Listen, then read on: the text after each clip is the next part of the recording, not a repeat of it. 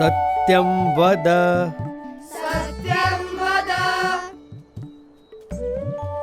धर्मं चर धर्मं चर सत्यान्न प्रमदितव्यम् सत्यान्न प्रमदितव्यम् धर्मान्न प्रमदितव्यम् धर्मान्न प्रमदितव्यम्।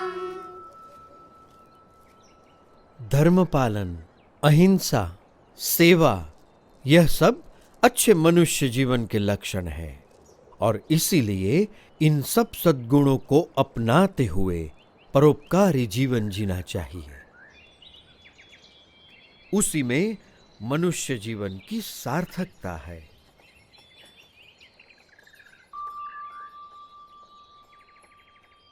बड़े ध्यान से सब सुन रहे हो। क्या समझ में आ रहा है? कुछ प्रश्न हो तो जरूर पूछना, झिझकना मत। निस्वार्थ सेवा भावना और सदाचार में कोई बुराई नहीं है, पर केवल सत्वगुणी प्रवृत्तियों से ही जिया गया जीवन परम कल्याण के लिए पर्याप्त है। जन्म से लेकर मृत्यु तक यदि केवल इन सब में ही जीवन व्यतीत हो तो स्वयं का कल्याण कैसे होगा?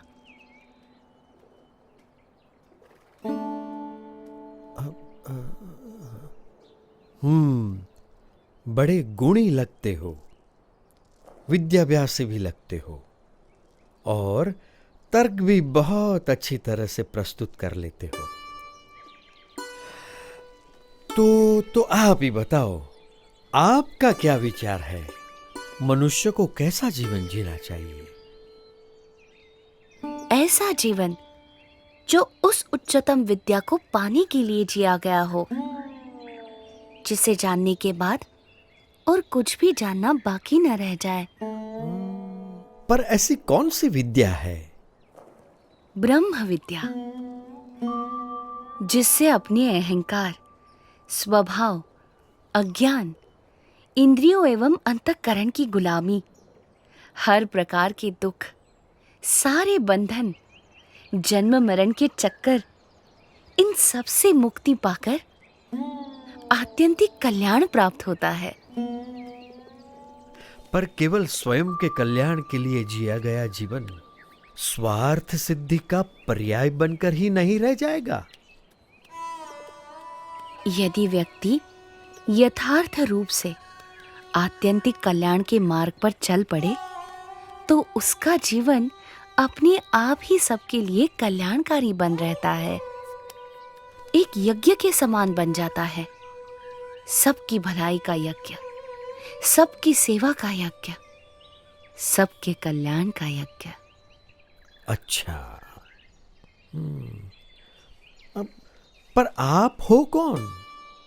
मैं नीलकंठ हूँ। आप इस उम्र में ऐसे अकेले क्यों निकल पड़े हो? सबको परम कल्याण के मार्ग पर प्रेरित करने के लिए यही मेरे जीवन का उद्देश्य है।